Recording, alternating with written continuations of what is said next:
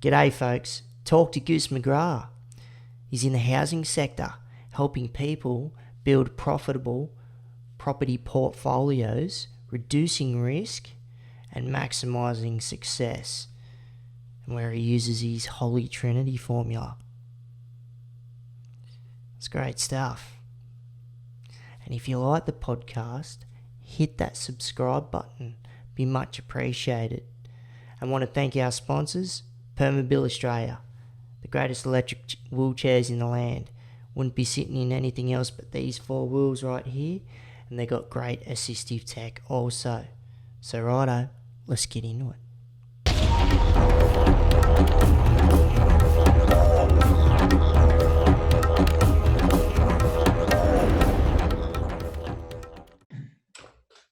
Mate, well, just want to start off with, much appreciated for jumping on and having a yarn with us and just taking us through the landscape of what you do in the real estate and property entrepreneurial scene. And, mate, I'm excited to have a yarn with you, Goose.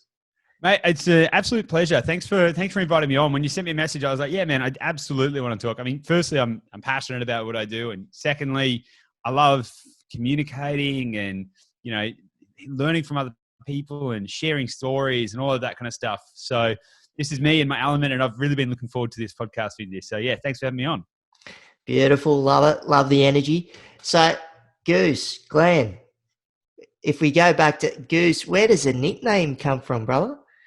That's an interesting story, and it's usually one that I kind of fob off a little bit because it requires visuals. But seeing as how we've got this as a video podcast as well as an audio one, if you're watching this on YouTube, if you subscribe to Jake's YouTube channel, then you're going to be able to see this. So it's about a 5-minute story, right? You ready for that? Bring it. Okay, so when I was about 14 years old, I grew up in country Victoria. I live in Bondi Beach in Sydney now, but I grew up in regional Victoria. And I used to go on the weekends, used to go hang out with my mates in the big town, like the big smoke, the town that had like traffic lights, huge. And so on the weekends we used to go there. We sort of started the first skate crew in that town. I mean, back when we were 14.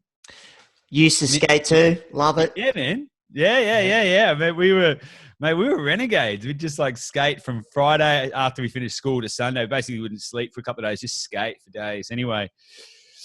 So we're about 14 years old, and me and my mate Jimmy were out skating on a Sunday. And he said, "Mate, what do you want to do?" I said, "Oh, let's go visit our friend Holly." Right. So Holly lived up the hill and a little way up the way. So we said, "All right, yeah, let's go see Holly." So we get on our way. We skate up to Holly's place. Now it's big country town, right? It's a big front yards and all of that kind of stuff. Now I stood out on the footpath at the end of the driveway. My mate Jimmy went up to the door. So it's 15 meters, 20 meters. Jimmy goes up on the porch, onto the veranda, knocks on the door.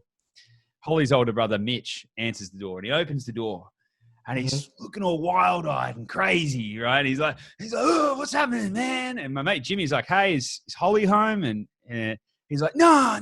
And he's like looking at me the whole time, like looking at me all the way down the end of the driveway, not looking at Jimmy right in front of him. Right. And he's carrying on like this. And we're thinking, what's going on here? We're 14-year-old kids in the country, right? So we're like, what's happening here? Anyway, this went on for like sort of 5 or 10 minutes. This guy was a bit older, right? And obviously he's been having a bit of fun. Anyway, Holly gets home from wherever she was about an hour or so later, walks into the house, and she walks in the house, opens up the door, goes inside. Mitch is on the couch. Her older brother's on the couch. She walks in, "Oh, hey, Mitch, how's it going?" And he jumps up on the back of the couch. He said, "Some goose came looking for you, man." She said, "What? You mean a guy?" He said, "Nah. It was this goose, and it had long brown hair, and it was talking to me and shit." And it's stuck ever since. Beautiful. Love it. That's a good start to the podcast and just the journey of Goose, mate, and where the name comes from. But the journey, where it started. So before you jumped into the property scene, so from what I understand, there was another scene that you're in, which was the music scene. Is that correct? 100% correct. Yep. Yeah. So we could probably take a couple of steps back, actually. So when I was growing up, I always thought that I wanted to be in sports. Like I always thought I wanted to like play soccer or something like that. I wasn't actually good enough to do that. That's it, brother. Tell us the journey, where it all started. Let's go. Yeah, I thought I was never actually good enough, but I like to think that I was. And then I actually I actually had a motorbike accident and it crush fractured my T6 and T7 pretty severely. Yeah, right. Okay. So Lucky boy. yeah, Mm. totally. So that obviously changed the course of things for me quite a lot. Mm. And as I started to recover from that, I realized I wasn't going to be able to play sport. Mm-hmm. And the only other thing I was interested in was music at the time. And so sort of part of my motivation in my recovery process, which took a while, I started organizing events and started putting on music festivals and doing all that kind of stuff. And by the time I was 17. And was this in country Victoria still? Yeah. Yeah, okay. Yep. Yeah. So we had a pretty cool scene down there, and we grew the scene. Like there was, we had a lot going on down there, and it was a lot of fun. But and what type of music? Well, that's a good question. So, because I did two things, so I was in bands and I used to organize events, like as a promoter, right? So nice. In the bands back then, I was in like grindcore, heavy metal, like. Oh, you're speaking to the soul right there. Yeah, I love that totally. stuff. Yeah. So I used to be the front man for a couple of grind bands and stuff like that. But we used to organize like punk and funk and whatever, right? All that kind of stuff. But then that whole journey evolved, and by the time I was 17, I was already organizing. I already knew what I wanted to do. Yeah, because that scene's pretty big in Victoria itself when it comes to punk, hardcore, and metal. Totally. Yeah. Well, this was quite early on. This was quite early on before it really kicked off. Yeah. Okay. But the interesting thing was, because I was in that scene, and because of the way that back when that whole punk hardcore scene in Victoria really started to move, that was right. That was right about when I was, just in that sort of late teens, and I left school to just basically start doing festivals full time. Was that sort of like I Killed the Prom Queen and Carpathian, all those Victorian bands? Yeah. Totally. They all sort of came into vogue, I guess, after I'd left school. And when I was so for context, I left school and then I was starting to organize festivals and events, and they were the kinds of bands that were playing at those events that I was organizing or managing or whatever. Once I started doing that, so we're in the sort of same bracket and doing that kind of stuff. Even early Parkway Drive and things like that too. Yeah. Nice. Yeah, I'm just above my webcam actually, mate. I've got one of Ben Gordon's drumsticks sitting framed up in a Parkway Drive poster, mate. So love that stuff. So awesome. So you're getting amongst this scene, you're playing in the bands, you're spreading the love through getting some of the events going as well. So, but where does, like, you're in this scene, but how old are you before you start getting the ideas flowing, the juices flowing when it comes to property, and where did that sprawl out? Mate, it was a long time. So I started like, you gotta basically, if you imagine like, I was 18 when I started my first real business. I was 17 when I started my first real business and left school and did all that kind of stuff and just pursued it full time. Yeah, it sort of really grew arms and legs for me, the whole festival and events thing. And I ended up with companies in 3 continents. So we used to do stuff in Asia, UK. I even did stuff in America. I didn't set up a company there, but I did like Burning Man and a whole bunch of other stuff over there. Yeah, right. So it was pretty big. If you can think of it, like I've probably done it. Everything from the Olympics through to, the biggest festivals in Australia. I organised an event for the Malaysian government for a million people attended. So it was pretty hectic, but it was a pretty fun ride, I got to say, for about 13 years. But so you're in it for a while, because that's what I was going to ask you. Is that scene, like, now you're in multiple scenes, you're talking about in Malaysia and other facets of events, like, is it pretty sustainable or? Well, yes and no. So I built a successful career in it. Mm-hmm. But the problem is, you hear about the sex, drugs and rock and roll lifestyle, and it's basically true, right? So if you're a 20-year-old, let's just say you're a 25-year-old, right? Let's just say you're a 25-year-old and you're flying all around the world organizing music festivals. And at that point, I'd stopped playing in bands. I was DJing and stuff, and I got into techno. But that was kind of like, so I was like DJing, organizing festivals, flying around, and it was let's just say it was fun. But I can tell you, by the but by the time I got, Oh, you mean wild? Yeah, pretty wild. mate, hectic, absolutely hectic. So by the time I got to my my late 20s, I was a mess. I was a wreck. I was an absolute shadow of my former self. I'd become heavily addicted to drugs,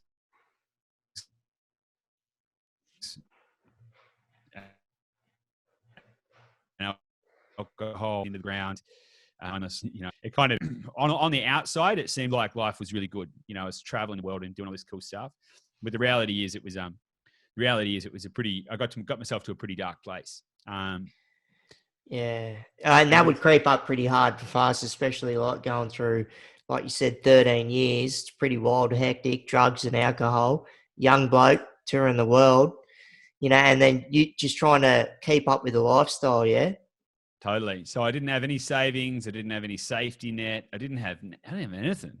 At the end of the day, I was living hand to mouth, and I wasn't in a good way, basically. And I was really depressed and really, there's a lot of bad stuff. And that's why I was taking so many drugs and everything to try and mask all of that. And anyway, it was during that kind of period that I met my now partner, Gabby, and I got no idea what she saw in me at that point in my life, but for some reason she took a liking to me, and that was kind of the thing that saved me. Shout out to Gabby. Yeah, she's the best. So, when I met her, I sort of started thinking, hang on a second, she's actually pretty awesome. And if I realized that my life was starting to go a way that I really didn't want it to go. And I realized that if I wanted to actually keep this girl and have a better life, I was going to have to make some changes, and changes don't happen fast, right? I'd love to say, oh, I met Gabby one day and then my life was changed. And it was like, honestly, it was like 3 years it was at least a couple of years of me trying to, a lot of ingrained habits, a lot of addiction, a lot of all of that kind of stuff. And was it trying to, like, you're getting out of that addiction phase, but like a lot of self-reflect, but also trying to see what else you can tap into, like what other markets or scenes or whatever, yeah? Mate, at that point in time, I was honestly just trying to make sense of what was going on. Like I was confused, I was lost, I was scared. I was like, it was a really challenging few years. And there's sort of it all started to come to a head a little bit. I started thinking, I was working 100-hour weeks in my business. I didn't seem to be getting anywhere. We were organizing a few of our own festivals. They were failing. Like we lost millions on a couple of festivals that didn't make any money. And we didn't have millions. I was living on my office floor, right? Like I don't have that cash. So it was really challenging. And anyway, through all of that, we're still trying to make a go of it. And we're thinking, right, we're a young couple. What do young couples do when they're trying to get ahead? They go and buy a property. Yep, that's right. It's a smart and safe thing to do. And, it's nothing better than having your own, roof over the top of your head, mate. So, I know what that feels like. Well, that's what we thought, right? We thought. Now, at that point in time, I didn't know anything about property, right? Zero. And me and my business partner at the time, we actually said to each other, we're like, how does property work? It's like, it's really simple, right? You just buy it and it doubles in value every 7 to 10 years. That's what we hear, right? Because we hear all the stories about, like my mate's parents bought a property for 75 grand in Melbourne. And then at that time, it was like worth about 2.5 million or something. So we're like, oh, well, I don't know, just buy a property and boom. Yep. You're rich, right? Basically. Just throw some money at the bricks and mortar and thanks for coming. That's what we thought. So if only it were that simple, right? If only it were that simple. So anyway, so Gabby and I thought, right, we've got to do something. We're going to make some change. I can't stay in this business. It's killing me. The hours are killing me. I'm unhappy. I hadn't decided to go into this industry yet. We're trying to get ahead. So we borrowed some money. We did all that kind of stuff and family and friends, and we bought the wrong property in the wrong place at the wrong time. Sydney? Melbourne, Melbourne in 2018, about 2 weeks before it fell off a cliff. Ooh. So but that was awesome. It was like literally one of the better things that's ever happened to me, because it was the catalyst that kind of set me on this path to where I am now. Yeah. And like, so you got the catalyst, you got that, and it sounds like that's a bit of the linchpin there that sort of got everything started. But was it also like you threw your money in the property market, that fell down, and then you're looking forward? But were there any qualifications along the way, or were you looking at to go down that path, or was it just Well, like, I'm just going balls to the wall and giving it a crack? Well, mate, I had no idea what I was doing, right? So we thought we knew what we were doing. We bought this property, and then pretty much instantaneously we stuffed it up. We're like, okay, wow, cool. And then I looked around and I was like, well, all right, clearly it's a knowledge gap, right? There are people who make a lot of money in real estate. So what have we done wrong? Like, obviously, I just knew I was missing something. I was like, there's a missing piece here that I don't get, that I don't understand. And over the course of 12 months, Gabby and I invested pretty much everything we had. Right. Everything we had in learning and, courses, mentorships, programs, you name it, books, you name it, we've done it, mate. Like, and all of that was trying to work out. It was like, how does this thing work? Like, how does it all, like, how can you actually make it work? How can you mitigate your risk? How can you increase your upside, minimize your downside? Right? That's and right. all of that kind of stuff. How can you actually make it work? And it was through that process that we basically cracked a little bit of a code, because I say that because I think there's a lot of other people who haven't cracked the code. Ooh, I like the sound of this. Yeah. And we realized there was only 3 things that you ever needed to have in any property that you ever buy ever. And if you do that, you are gold, you're diamond. Right. And is this in general, say, for your first one, or like a strategy that you would put in place for multiple properties if you were going to invest in bricks and mortar, It's literally for any stage. It's a set of principles, right? Okay. So buy one property. You want to buy one property? Awesome. Follow this strategy. You want to buy 10 properties? Awesome. Follow this strategy. And that's the beauty of it. It's not it's not a cookie cutter kind of like, just it's simple, but it's tricky. Mm-hmm. So the simplicity in it is it belies its power. So very simply, it needs to be cash flow positive. Okay, yep. So it needs to produce more income than it uses. So no negative gearing. We're not talking after tax depreciation. It needs to produce more income than it uses. Simple. That's step one. It must get a lot of capital growth, right? So this is a tricky bit. How do you find the capital growth areas? But if you can get capital growth and cash flow, which a lot of people don't think you can get, but if you can get both of those things, then awesome. You got the best of both worlds. You're building your wealth. You got a second income stream. You got all this kind of stuff working for you. But then you've got to think, but what happens if the market goes sideways? What happens if there's a pandemic? That's what I wanted to jump into. So, like, say before the pandemic, because you've been in this market for a while now. So would you follow, like, if it's online economic solutions, or you'd sort of tap into a certain area, like, okay, well, say in northern New South Wales, wherever, a new mining town's going to be established in X, Y, and Z, and the property value is going to go up. Would you sort of follow key pathways like that if it's in your local area or around the nation, or what? Yeah, totally. So as I said, there's 3 key points, right? What you're touching on there is growth, right? Because cash flow is fairly easy to calculate. Like, if I rent this property out, is it going to make more money than it costs? You can work that out pretty easily. Trying to understand growth cycles is a little bit more challenging. You touched on some interesting stuff there. You said, if a town in northern New South Wales is getting a new mine or something like Narrabri, right? That's a classic example. Yes. Prices go up. That, though, is not an example of something that we would look at, because what I kind of worked out is that you still need to be careful, right? So you hear a lot of stories about people who've lost a lot of money with mining towns too. Yes. They get in, prices go up, prices crash. Like, they're very volatile, right? So, because I've seen it in the Hunter Valley, like, you've had X amount of mines in there, some are dropped out, and the property market's just a roller coaster up in that area. So totally. I don't know about you, but I'm not that interested in investing in roller coasters. No, mate. You just want something that's going to go straight from Earth to the moon, or something similar, That's anyway. exactly right. That's exactly right. So here, and you touched on something really interesting there. You want something, you don't want something that's going to go from 0 to 5 over 20 years, right? Mm. It's like, yeah, I mean, stable, but you also don't want something that's going to go from 0 to 100 to 0 to 100 to 0 to 100. It's like, God, you're going to have a heart attack. That's it. And you're not going to know whether, should I sell? Should I? You just get stuck in a bit of purgatory there. Totally. So what you actually really want is you want to go, okay, so how can I buy something that's going to give me good, strong capital growth for the long term, not just the short term? Mm. It's going to provide me a positive income stream, and also I can cushion myself just in case everything goes wrong anyway, right? Mm-hmm. But you want to go from 0, you want to go for a moonshot as quickly as you can.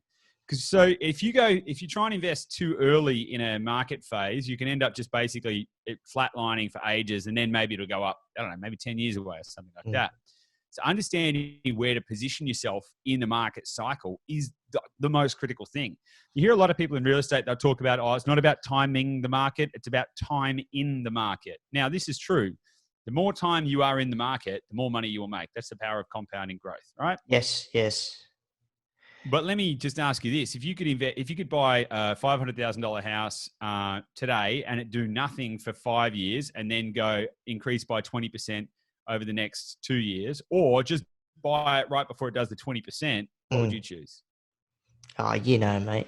It's easy. If you're going to know, like I said, slingshot into the moon, if you're going to know something's going to have that stable growth, you're going to be going in that direction. So 100%. mm.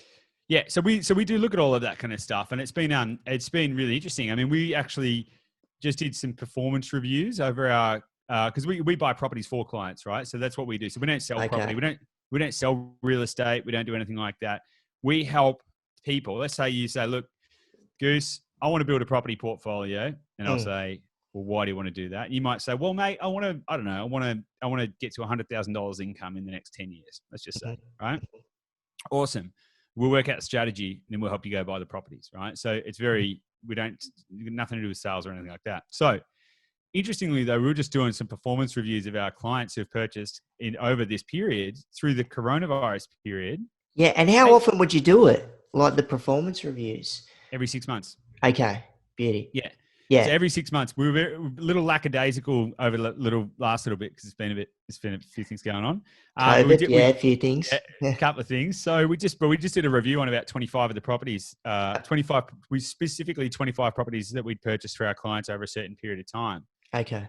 And mate, there was one guy who his first ever property that he bought, and it settled. So he took ownership over it on the 27th of March.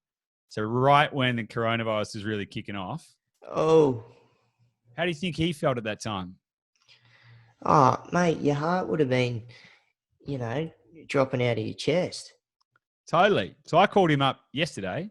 Jay is his name. I said, Jay, how's everything going? And he's in Melbourne at the moment. And he's a bit like... And been down there. Yeah, and the property, we didn't buy in Melbourne for his property rights. His property was in Queensland, right? Okay. Property's in Queensland, but he's in Melbourne. I was like, hey, mate, how's it going? And he was really like down in the dumps. He's like, he's locked down. And, people are getting a bit flat. They're locked inside. He's like, can't go 5Ks from the house. And he's a bit flat. And I said, okay, well, I've got a little bit of news for you. He said, oh, what's that? I said, well, that property you bought 5 months ago has gone up in value by 12.6%. Right? And he was like, what? During the coronavirus pandemic? And I was like, oh, yeah, actually, during the coronavirus pandemic. And he just couldn't believe it. Yeah, because he would have been just having that as a write-off, yeah, pretty much. Pretty much. He'd pretty much written it off. Like, he was just like, well, it's done, and it'll come to fruition one day. And he's just like, what? He's made, something like $40,000 in 5 months by doing nothing. Oh, Jesus Christ. So the important question is, COVID, Queensland, 12, whatever percent it is, how does that come about? What's the magic there? That's a good question. So I know. So when you asked me to come on this podcast, you're like, want to know what's going on with property, coronavirus, all of this kind of stuff, right? And there's a lot of things to unpack, right? So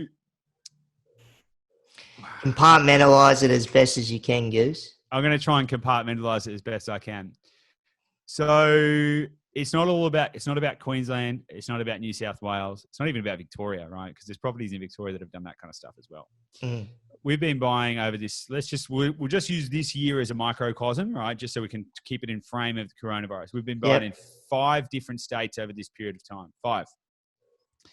And of the properties that we purchased this year, the average growth for our properties through the whole period has been 15.3%. Really? Now, yeah. So then you start to go, okay, so it's not just like, oh, you managed to buy in Queensland at the right time. It's like, no, we did it in 5 states. We did it in 5 states over the last 8 months or whatever it's been. So that's then you're saying, what's the secret? So the secret is about understanding not just, well, firstly, it's by not listening to the news. That's the first piece of the puzzle. I know. Yeah. It's like, what's really going on? No one knows. And it's like, is it fake news in Australia? Is it fake news around the rest of the world? Should you wear a mask? Shouldn't you? And now, and then when it comes to bricks and mortar, that's a whole different ballgame. Yeah, totally. Exactly. Now, if you listen to the media, they're going to be telling you property prices are crashing, vacancy rates are going up, rents are dropping, the whole world's ending, right? I can tell you that categorically, and this is not opinion, this is fact, but that is a lie. So you got to remember 17 million people live outside of Sydney and Melbourne, but the newspapers only report on Sydney and Melbourne. Now, when you look at the newspapers and stuff like that, they're telling you that, property prices are crashing and blah, blah, blah, blah, blah. I can tell you that where there's less affordability, there is more volatility.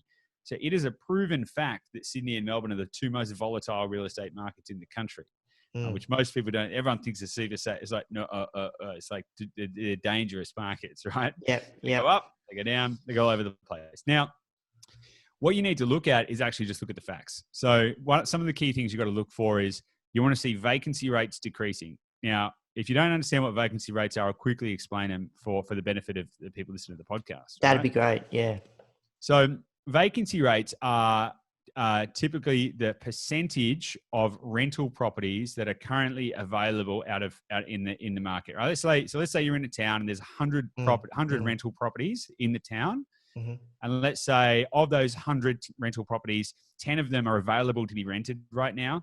They're vacant. That'd be a 10% vacancy rate. Okay.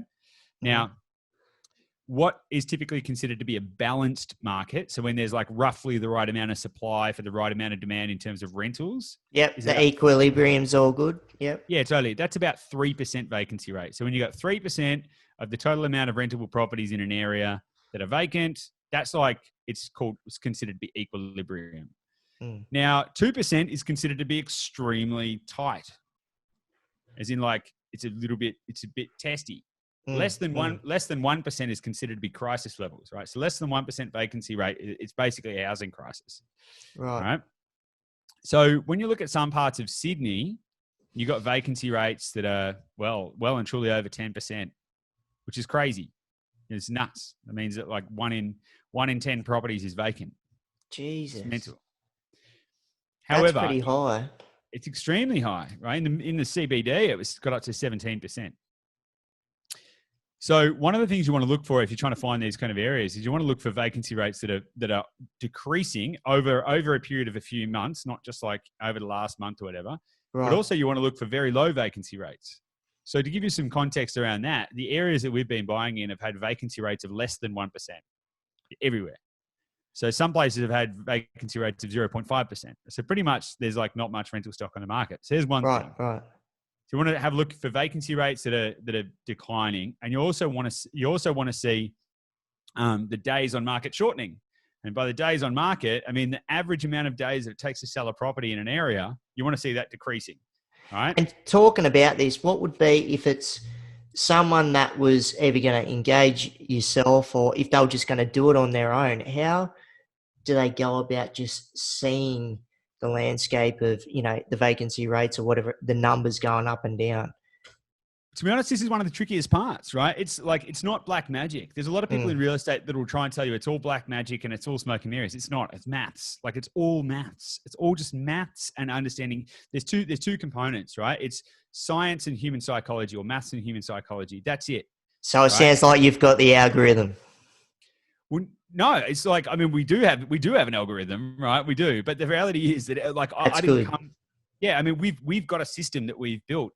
Yeah, well, I'm not a magician. Like, I went and built it. I didn't wish for it, and it didn't come out of a cloud. It's not from another planet. You know, it's like it's human psychology and mathematics. Okay. So there's a couple of great resources that people can use. Like, so there's a bunch of free resources that are like world's best data at sqmresearch.com.au. You can check out vacancy rates. You can have a look at all of that kind of stuff. You can get a feel for what's going on in an area, right? So if you're going to go thinking about buying somewhere, that's a really, really great resource, and have loads of free data that anyone can go and access. And that's a really awesome resource.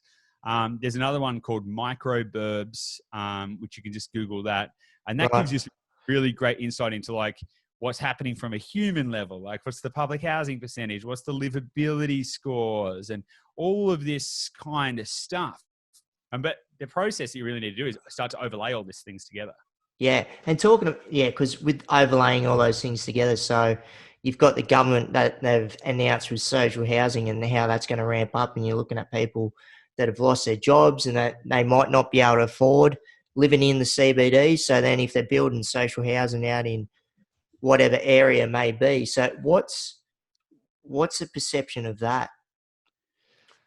That's an interesting question. So I think there's two parts to it. So if you're looking at an established, I think there's two parts to it. So when they're building new social housing areas, I want to preface this by saying there's nothing wrong with social housing, right? Anytime that there is a new estate development, and I don't care whether it's like a mainstream developer or the government building a new social housing estate, anytime there's a new estate development, you're going to have low capital growth. And the reason for that is that there's more supply than there is demand. Okay. So, for example, if you get a development and the developer's got 1,000 lots that he's trying to sell and all of that kind of stuff, so typically where you see house and land packages, the reality is you're probably not going to get any capital growth for the next 5 to 10 years, right? Simple. Yeah. So the same kind of thing goes with the new social housing estates. However, what that also does is that stimulates jobs. So you've got to look at how that affects the local economy, because that's going to stimulate jobs in the construction sector and all of that kind of stuff. Spot on. Yeah. So you can actually see, realistically, you're not going to be investing in the social housing estates anyway. So but just to understand what the economics of it are, you can actually see those having a huge impact on the local communities. Now, when you're looking at an established area, like as in like an existing suburb with the existing estates and all of that kind of stuff, what we've typically seen is you'll get better rental returns and stronger capital growth when you have a public housing percentage or a social housing percentage of less than 15% in a specific street. Okay, so it's not to say, yeah, and that's kind of one of the equations that we look at. Yeah, because there's a lot of places around, like even where I grew up on the Central Coast, where a lot of suburbs where you'll have a lot of private, but then there will be a mix of social housing. Like, just say you got one street, right? You might have 10 houses and 2 of them might be social housing, and then that might be blanketed out throughout an estate. Yeah, and that's basically fine, right? And so it's not to say that's an issue. When you start to see if like the public housing is clustered too tightly and it's like, say, 60, 70, 80% public housing in a street, that's when you start to see it impacting capital growth pretty significantly. So that's just something you need to be on the lookout as an investor.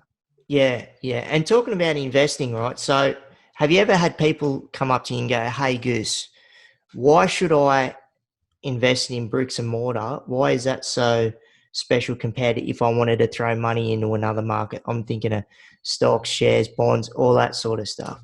So that's such a good question. Yeah. That's such a good question. Okay, so let's just make up a scenario, right? Let's say you've got $100,000. Let's just say you got 100,000 cash, and you've saved up, and you're like, I want to create a better future for me, my family. I want to do all the good stuff. I don't want to have to work forever, all of that stuff. Okay, what am I going to do with my $100,000? Should I go invest in real estate? Should I go invest in shares? Now, I'm just going to use simple maths here because just so that we can all understand it.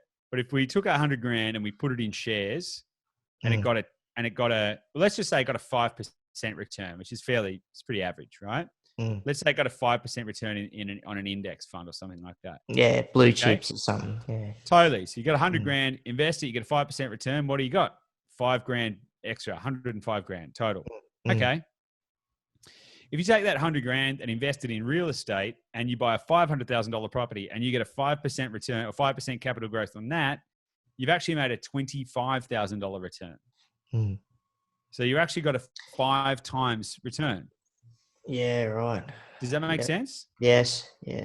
And this is one of the big things that people miss, because they're like, oh, but properties might only go up by 5% or whatever. And it's like, yeah, but it's 5% on top of your leverage. So to give that some context, right? So that would actually, if you actually had invested $100,000, bought a $500,000 property, it went up by 5%. You didn't get a 5% return. You got a 25% return. So you had $100,000 and you've made $25,000. That's your return on investment. That's your internal rate of return. So once you start to understand that, it's tremendously powerful. Now, to give you a little... Yeah, because it's always seemed like, a stable path when it's got to do with bricks and mortar. But it's good, like, hearing it from yourself, just the intricacies of what really goes on with the percentages and how you can best elevate that compared to throwing some money at whatever index on the stock exchange. Totally, 100%. So as I said earlier, like the average growth that we get over a 12-month period for our clients is about 15%. Okay, that's better than most stocks, right? You get the odd ones that are like 40%ers and stuff like that, but to be honest, they're rare and they're typically volatile, right? So we're getting 15% growth. So you take your $100,000 and you buy a $500,000 property. I'll just do the maths right now because I think it's, and then I'm going to talk about something else that's going to blow your mind too. So 500,000 times 0.15, $75,000, right? So you put $100,000 into a property that goes up by 15,000 by 15% in 1 year. You've actually made a 75% return, which is better than ridiculous. Most. Yeah, it's absolutely ridiculous. The best one that we've done in the last 12 months, and I guarantee you're not going to believe me when I say this. You're probably going to think I'm a liar, okay? But we've actually had to go and get professional valuations to prove it. 291% return on investment.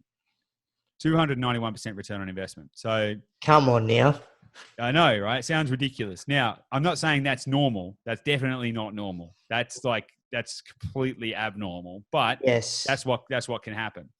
Now, it's all well and good. Let's just stick with the $500,000 example, right? So let's just say you got 15% return on your 15% growth, right? So that's buy it for $500,000. It's worth $75,000 more in 12 months' time. That's great, but here's the kicker.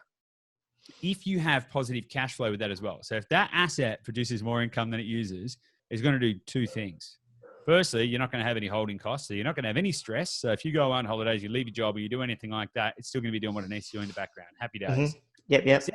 Secondly, it's going to be paying down its own debt, right? So what that does is actually increases your return on investment even more, because you no longer have, let's just say, $400,000 of debt, $100,000 purchase, you don't have $400,000 worth of debt. You've got an asset which is starting to pay itself down, and it's going to have, let's say, $395,000 worth of debt, and then $390,000, and this goes down. So then your return on investment goes up, and so it starts to go exponential, which is where it starts to get really fun. But not only that, if it's producing surplus revenue, it's going to allow you to liquidate the capital out of that property and buy another one. Right. So you can start to create a scalable property portfolio. So this whole buy a property, wait 30 years and hopefully retire on it. You can do it in 7 years. That's good to hear this. Like what you're hitting the nail on the head, because I know there's a lot of people out there that are in their first property, but they just don't like the hesitation of when to pull the trigger on not just when, but how. And you're explaining that. So that's great. Yeah, 100%.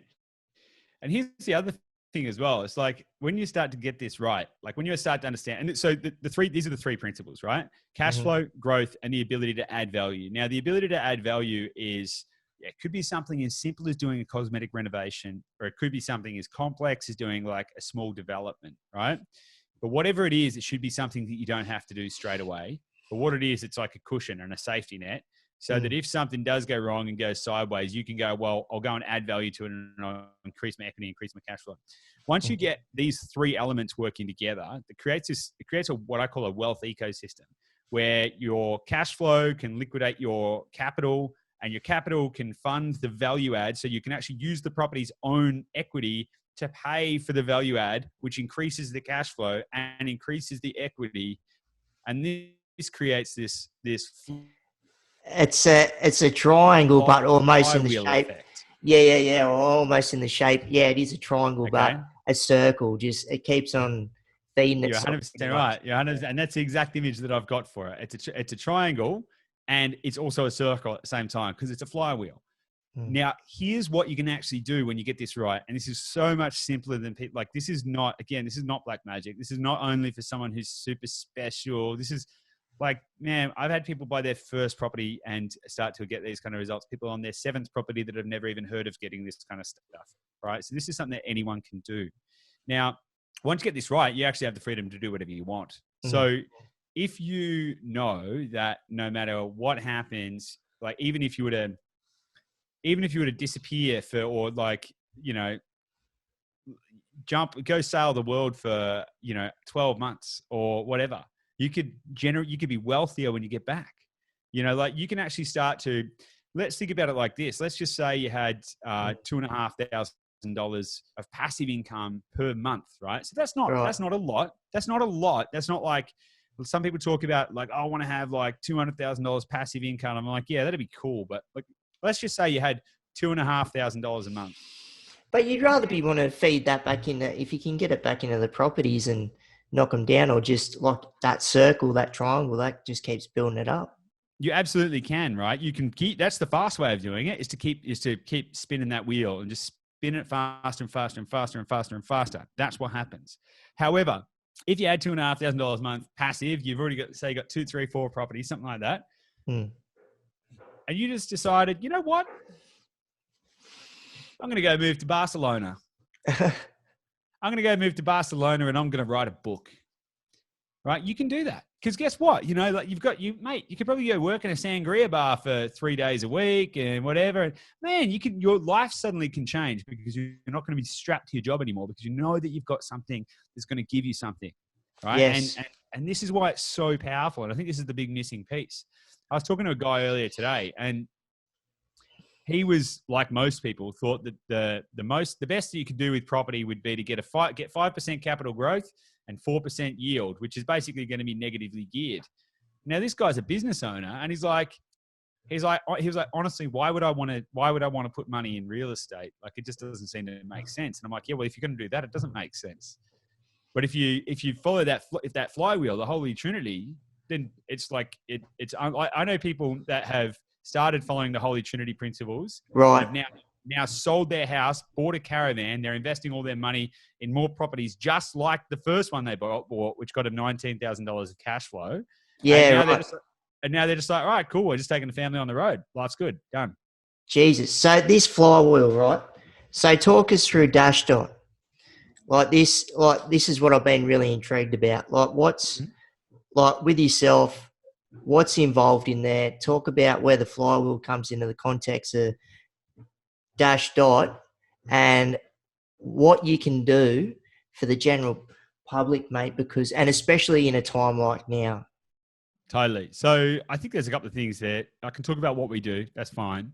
Mm-hmm. One of the big things that I think right now, though, and one of the big messages that I just want to try and get through to anyone is that as humans, we have a propensity to always look for the excuse to justify inaction. We always seek out some kind of validation that tells us that doing nothing is the right thing, right? Because it's a lot easier to it's a lot safer to be stagnant than it is to be wrong. And so a lot of people just don't want to try and do anything. So right now, I think a lot of people, if you go back to the start of the year, it was like, oh, I don't want to do anything. I don't want to take action in my life. It doesn't have to be with property. Like it can be with anything. I just will talk generally. I don't want to take action in my life. Oh, because I've heard the coronavirus is coming and the world's going to end. Okay. Then the coronavirus came and then they're like, oh, I don't want to take action now because I hear that the economy is going to collapse. We're going into a recession and come July, the world's going to end. Okay. Then we sort of got to July and it was like, hang on a second. Oh, I'm not going to do anything now because come September, the world's going to end. Okay. So now we're nearly at September. Well, I'm not going to do anything now because in March, the world's going to end. And this is the lie that people keep telling themselves. Right? So one message I've got: I don't care if you invest in real estate. You want to do it, we can help you out, and it's so much more fun and more powerful than you probably thought. The reality is, I don't care what you want to do. You just got to get off your ass and take action. Right? Nothing is going to change the world more than motivated people. Okay, and motivated people need to get out there and start making impact. My goal is to transform as many human lives as possible by opening and expanding their understanding of what their own potential is. I just happen to use real estate as a vehicle to do that. Okay. That's great. Yep. So that's my first message. Just whatever you're going to do something. Don't wait. Now, what we do specifically to help our clients, so we're a fairly small company. Because what we do is very specialized. We only take on like 10 clients at a time. Yep.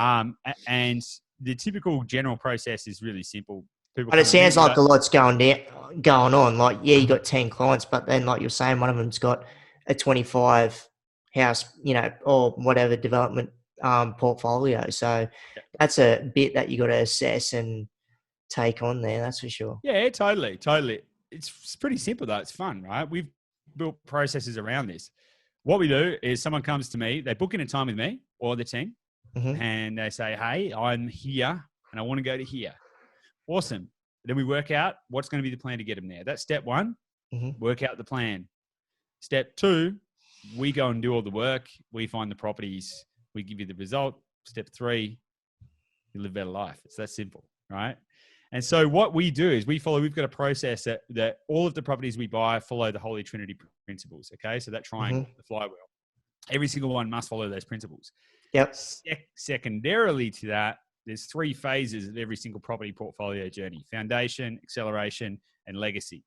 We understand how to identify where people are in that sequence so they buy the right properties in the right order so they don't make a mistake. Because if you buy the wrong property at the wrong time, you can make just as big a mistake.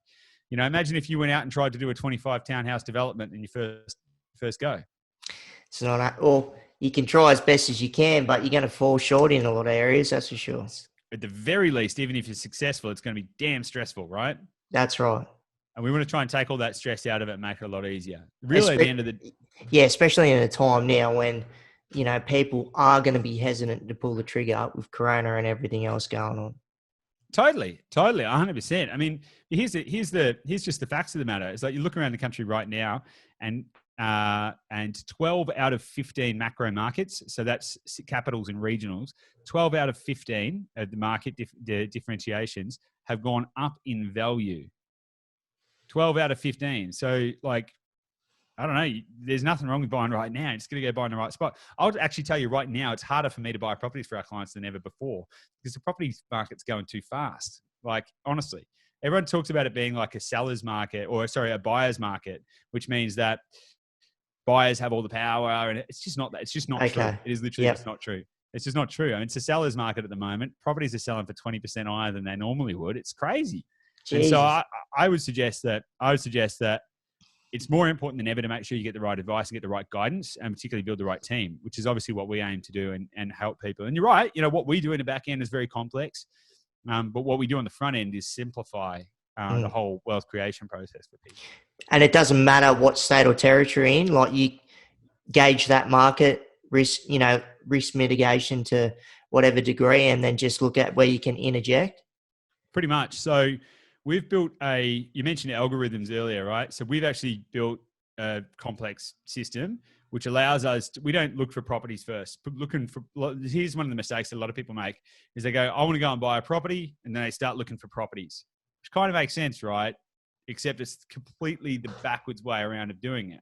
Right. You want to look at properties last. We don't start by looking at houses. We start by looking at a macroeconomic environment. Mm-hmm. And we've got 8 specific layers of research that we go through to identify the right place at the right time. So as I say, we've been buying in 5 different states, but that doesn't mean we buy anywhere and just like No. hope for the best. We like pin down, like right now, we've pinned it down to there's only four suburbs that we're buying in right now in the whole country. 4 suburbs, and that's it. Jesus. Now, the only way we can get to that is by having a very well-defined process. Now, that's I was going to say well defined, that algorithm, and not just the algorithm, but the people power, like with yourself and looking over the market. That's really narrowing in to make sure you know your clients are going to get the best outcomes there. Totally. It's basically a funnel. It takes it from roughly about 250,000 properties which are on the market at any given point in time.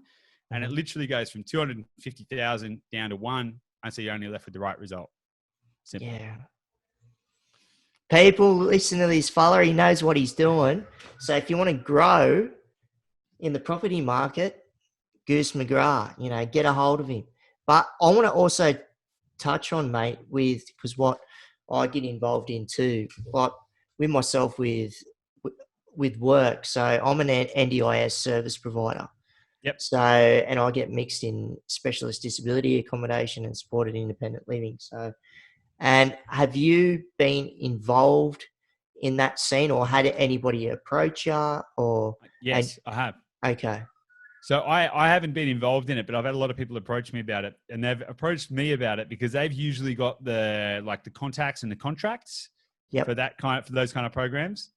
But then they're like, Goose, you know how to find the properties better than anyone else. So they asked me to try and find the properties.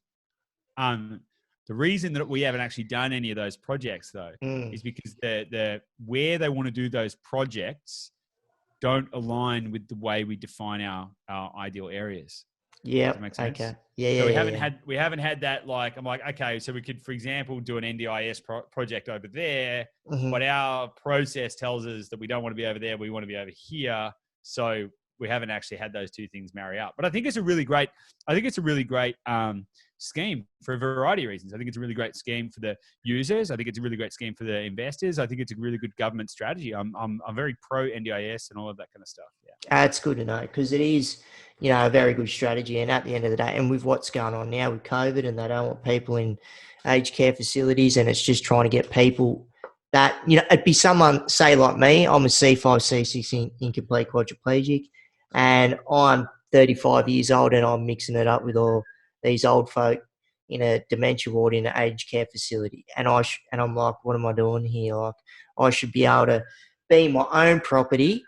And if it's either living with, you know, family, partner, wife, husband, or another person with a disability. So, and that's what specialist disability accommodation or SIL set up for underneath the scheme. And there's all different avenues of why people with disabilities should be in appropriate housing, but that's a massive market within itself. And, you know, it'd be good to, and like with myself, just putting it out there. So to do with special, like what I'm residing in right now and I'm speaking out of is my property. And I was the first, because I found, and it's underneath the legislation, I was the first, because I'm a builder and carpenter by trade before I was in a wheelchair. So, and I found out I was the first SDA provider to themselves, like as someone with a disability. That's awesome. In the country, you know, I'm like, are you serious? And I'm like, yeah. So, and then that's where I really try and empower, you know, because I want tangible outcomes for people with disability. And that's where I try and branch out and find housing solutions. You know, if people want to build themselves, or if they want to get in the mix and get in with other people, with developers or whatever it may be, because, you know, it's really important. At the end of the day, everybody, if they've got a disability or not, should have a roof over their heads, mate. So 100%. Yeah, absolutely. Yeah. And that's actually one of the biggest issues that I see across the country at the moment is that we've got a housing shortage. That's it. There's a housing shortage for everyone. There shouldn't be people on the streets. No. You know, and housing is a human right, not a luxury. Now, I'm in investment, yeah, great, but that doesn't mean that I'm some bigwig that hates people. It's like, nah, man, I think Nah, there should be more houses for more people. Like, there's a that's it. community out there that we need to protect. That's it. And that's what I did, mate. Like with one of my clients, like where he was homeless in the industrial area, like in a part of Australia, and now he's, living in a new home and house. And, that's what's important. But, mate, Goose, I know you're a busy man and you've got some meetings coming up, but I want to just put out, very much appreciated for yourself coming on. I really want to have another yarn with you down the line, but Sounds good. Mate, I want you to put out there, how can people get a hold of you? If it's through your company, social media, throw it out in the atmosphere, brother. There's a lot of different ways, right? But what I'd probably suggest, if you're listening to this or watching this, you probably like podcasts, and I've got a podcast too. And if you want to learn all about all of this stuff, and if you really want to spin the wheels and start to make all this happen and expand your knowledge, head to the investorlab.com.au, listen to my podcast, do all that kind of stuff. There's free resources there that'll tell you exactly what to do and how to do it. You can go and do it yourself. We haven't tried to keep this secret. We're trying to educate people as well. On top of that, you can get a copy of my book. All right. So my book is called Limitless, The Renegade's Guide to Building Wealth Through Property. I highly recommend that for anyone who is at any stage of their property investing journey, just starting, 10 properties deep, don't care. It's going to change your life and change the way you think about property. And to get that, you can just get that from the investorlab.com.au as well. And there's even a way to contact me there. So just head there. That's pretty much all you need to do. Investorlab.com.au. Check it out. And it's got everything you need to get ahead in property and in life. Boom, you heard the man. That's how you get a hold of him. Plenty of resources and knowledge. If you want to get in the market, contact Goose and get amongst it. Goose McGrath, much appreciated, brother, and look forward to having another yarn down the line. Cheers. Thanks, mate. It was a really great chat. I really appreciate being on here. So thanks so much for your time. Awesome. Speak soon. See, folks, Goose McGrath at Dash Dot. Getting people to make sound choices in their property portfolios. Great investment. Spreading the love. Building legacies. Doing great stuff, brother. Keep it up. And if you like the podcast, hit that subscribe button. Be much appreciated. And if you want to get in contact with me, you can get me via Instagram at streetrollandcheetah, or email one word, streetrollandcheetah@gmail.com. And we've also got a Facebook page, Keep Rolling with Jake Briggs, so check it out. And I want to thank our sponsors, Permabil Australia, greatest electric wheelchairs in the land. Wouldn't be sitting in anything else but these 4 wheels right here, and they got great assistive tech also. So righto, we'll see you on the next one.